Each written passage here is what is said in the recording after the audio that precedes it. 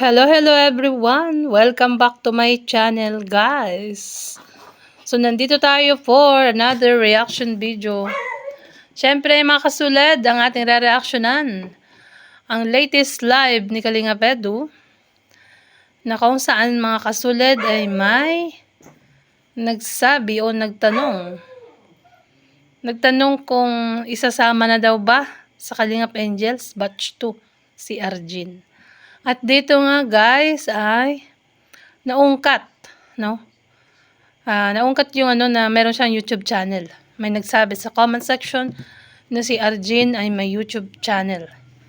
So syempre bago ko umpisahan ay syempre support and subscribe Kalingap Edu, Kuya Bal Santos Matubang, Ate Edna. Syempre sa lahat ng Kalingap vloggers, si Kalingap Rob, si Kuya Bal, at saka mga small Kalingap vloggers, ang K-Boys, support nyo rin. At syempre ang ating YouTube channel mga kasulid. Ayan. So umpisahan ko na po ito, isang maikling video clips na ating kinuha sa live stream ni Kalingap Edu. May YouTube channel naman si Arjin. Actually, hindi ko po yung pinapayagan si Arjin mag-YouTube, ano? Ayun, may nag-comment, no? Narinig nyo? Ang sabi ng nag-comment, may YouTube channel si Arjin. Tapos ang sabi ni Kalingap Edu, actually, hindi ko pinapayagan niya na gumawa ng YouTube channel. So that means, guys, hindi pa sila nag-usap tungkol dyan. Kasi dati, nakikita ko na po, no, mga ilang buwan na rin siguro na nakikita ko nagla-live si Arjin.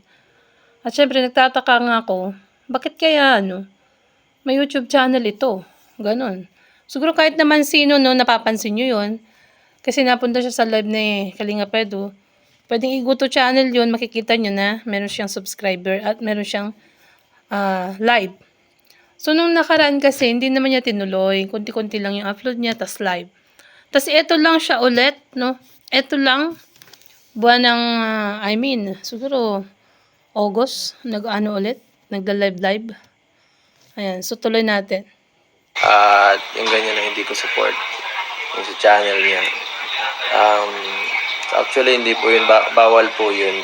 Bawal mag-vlog pagka tinutulungan kasi. Narinig nyo?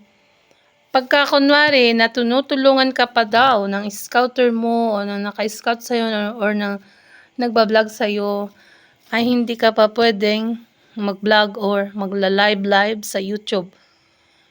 Kahit may YouTube channel ka, hindi mo pa pwedeng ituloy kasi sa kasalukuyan na blend na vlog at kasalukuyang siya ay nagbibigay din si Kalingap Edu ng allowance, 'di ba? At siya nga ang nagpapaaral. Siya nagtutustos sa pag-aaral ni Arjin. Ayan, tuloy natin.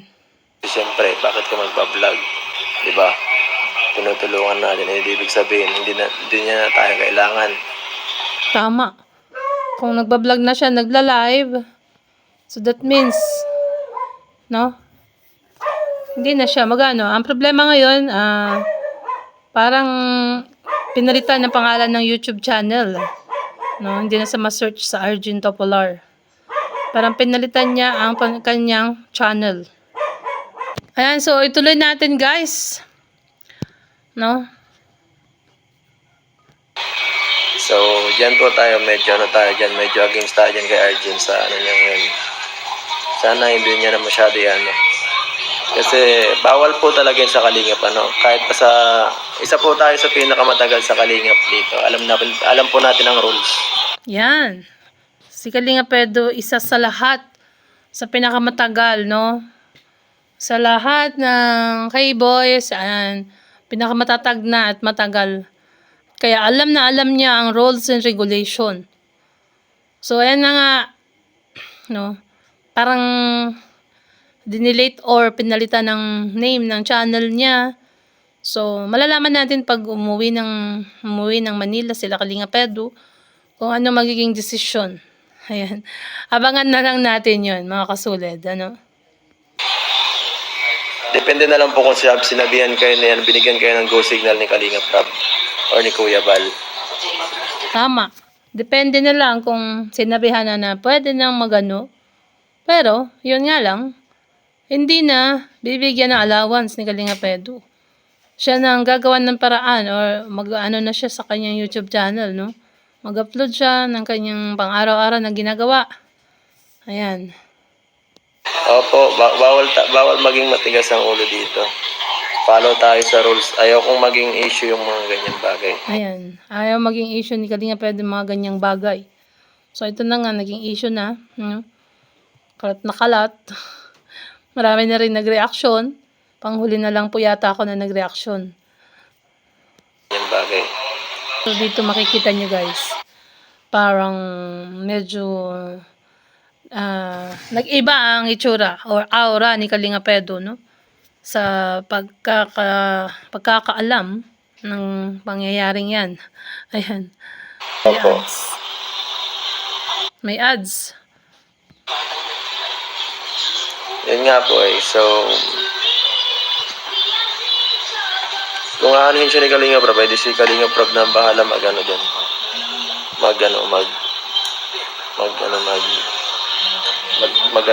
Tawag dito. Si Kalinga, sinasabihan ko man siya eh. Kaso, nasa kanya pa ng decision. Pag pinagpatuloy niyan, may penalty yan. So, sinabihan na pala ni Kalinga Pedro na huwag ipagpatuloy ang YouTube channel, no? So, pinagsabihan niya na. Ang problema, guys, ay pinagpatuloy pa rin. At kung magiging Kalingap Angels daw siya, ay talagang, huwag nang mag-aano ng YouTube channel. Hindi niya na uploadan or hindi siya mag-live. No, mga kasulad. May kapatawarang penalty. May penalty daw yun kasi labag sa rules. So, may penalty talaga yun. Sa totoo lang. Kahit sino naman na nakalabag sa rules, talagang mawawarningan. Ayan. Hindi naman tayo nambabash dito, no? That is our own opinion. At syempre, yun nga yung nakalagay sa na kapag ikaw ay kasalukuyang blend na vlog or binibigyan ka ng allowance or bilhin na vlog ka ng scouter mo, no? Hindi ka pwedeng mag-live din, no? Gagawa ng YouTube channel at mag-upload. Actually, monetize na yata ang channel ni Arjin. Kasi nasa na yun eh. Alam ko, 14K subscriber na siya, guys.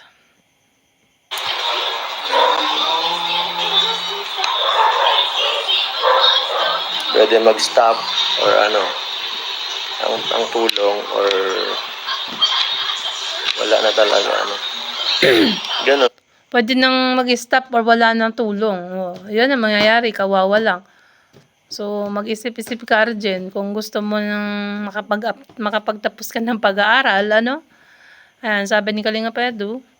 So, pwede niyang i-stop ang or ipagpatuloy mo na ang YouTube channel mo at hindi ka na nga iba-vlog ni Kalinga Pedro. Yun, ang dalawang pagpipilian dyan, no?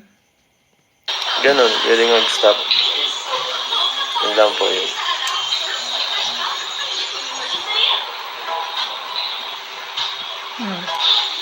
Si Carla po ay pinayagan ni Kalinga Prab, so okay po yun.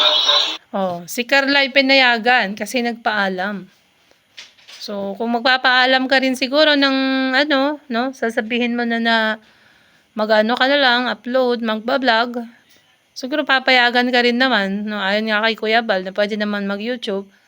Pero, yung consequence nun ay hindi ka na i-vlog at hindi ka na rin mabibigyan ng allowance. Kasi nga, dyan ka nakukuha sa YouTube channel mo ng magiging allowance mo. Parang ganon, Diba? Parang kagaya na lang ni Medit. Example na lang doon. Diba? Nagkaroon na siya ng ay umalis na din siya ng Kalingap. Diba? Ganon. Parang ganon din yan. No?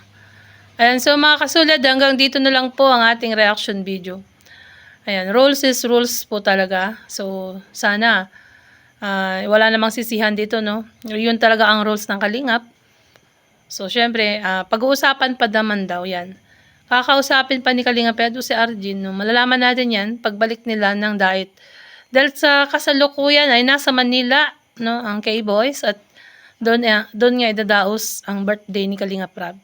So bye po mga kasulid, love you all. Syempre support and subscribe Kalinga Pedro, Kalinga Prab, Kuya Bal Santos Mantubang Atad na Salot ng K-Boys at ang ating YouTube channel. At syempre ang Small Kalingap Vloggers. Bye po, God bless, and to God be all the glory.